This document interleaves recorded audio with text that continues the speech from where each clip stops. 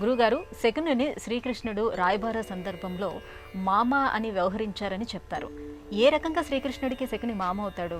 ఏ రకంగా కూడా కాడు తల్లి. లోకంలో కొన్ని సంబోధనలు అలా ఉంటాయి. పూర్వం గ్రామాలలో సంబంధం లేనటువంటి వారు, వృత్తులలో కూడా సంబంధం లేనటువంటి వారు, ప్రవృత్తులు కూడా వేరువేరుగా ఉండేటటువంటి వారు, ఎవరి ఇల్లు వారిది అయినటువంటి వారు, కానీ ఒకే గ్రామంలో ఉన్న నేపథ్యంలో ఒకరిని ఒకరు అల్లుడు, మామ, అన్న, అత్త, వదిన ఇలా ఒక బంధుత్వ సంబోధనలతో పిలుచుకోవడం ఒక సంప్రదాయంగా ఉండేది. ప్రేమ పారమార్థిక దృష్టితో సమష్టి చైతన్యం కలిగించే విధంగా ఈ సంబోధనలు నాటి కాలంలో ఉండేవి. ముఖ్యంగా నాటకాలలో ఈ సంబోధనలు విరివిగా ప్రకటితం అయ్యేవి.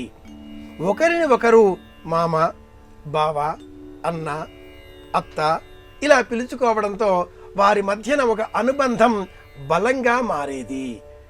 శకునికి సంబంధించి తన మేనల్లుడు అయిన దుర్యోధనుడిని రాజుగా చెయ్యాలి, ఈ ఒక్కటే లక్ష్యం. శకుని సోదరులు కూడా మహాభారత యుద్ధంలో మరణిస్తారు. శకుని తన విశ్వ ప్రయత్నాన్ని చేసి తన మేనల్లుడిని ఏ విధంగానైనా రాజుగా చెయ్యాలి అనే ప్రయత్నాలు చేస్తాడు. వివాహం కాకంటే పూర్వమే తన సోదరి కాబోయే భర్త అంధుడు అని తెలుసుకొని కన్నులకు గంతలు కట్టుకొని తన సంతానాన్ని 100 మంది కుమారులను కుమార్తెను చూడకుండా కన్నులకు గంతలు కట్టుకొని జీవితం గడిపిందే అనే బాధ శకునిలో కూడుగట్టుకొని ఉంది. ఈ బాధను ఎలా అధిగమించాలి అంటే తన మేనల్లుడికి రాజ్యాధికారం సంక్రమింపజేయగలిగితే తన సోదరి సంతోషిస్తుంది. ఈ ఒక్క లక్ష్యానికి కష్టపడి శకుని సర్వ విధాలుగా ప్రయత్నాలు కొనసాగించాడు.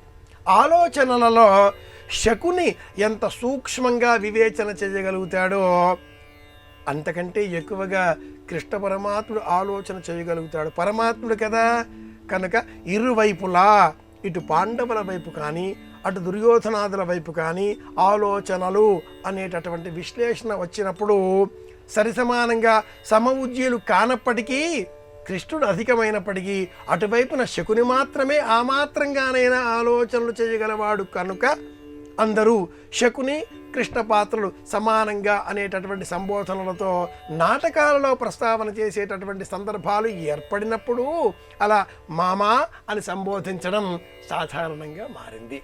ఏ విధంగా కూడా కృష్ణుడికి శకునికి చుట్టరికం లేదు అని చెప్పాలి.